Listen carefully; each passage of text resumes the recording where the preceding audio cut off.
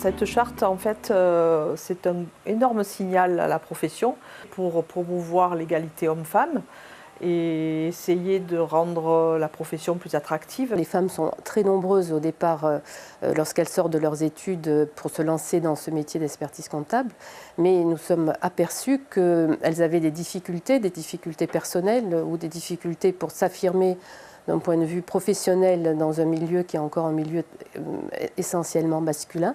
Là, il y a 75% d'hommes experts comptables et c'est juste triste qu'il n'y ait pas plus de femmes. J'en connais plein qui ne sont pas forcément allés au bout, qui n'ont pas passé le diplôme final. Et donc nous avons pensé que cette charte pouvait permettre de les aider à mieux s'intégrer et à mieux réussir leur carrière professionnelle.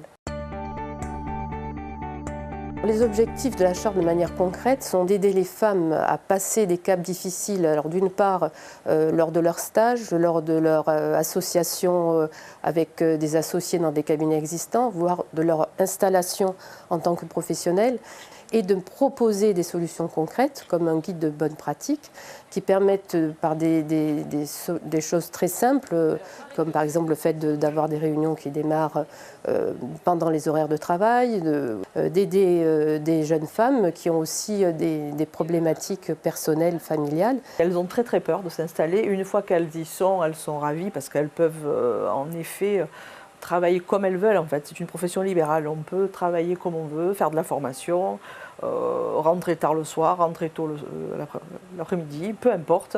On peut faire du télétravail, on peut travailler de chez soi, avoir un espace collaboratif. Le but de cette charte, c'est aussi de sensibiliser tous les publics, y compris nos collègues masculins, pour qu'ils comprennent que la problématique d'une femme expert comptable est légèrement différente de celle d'un homme. Et il faut aussi leur montrer que quelquefois la vie n'est pas aussi simple pour les femmes que pour les hommes.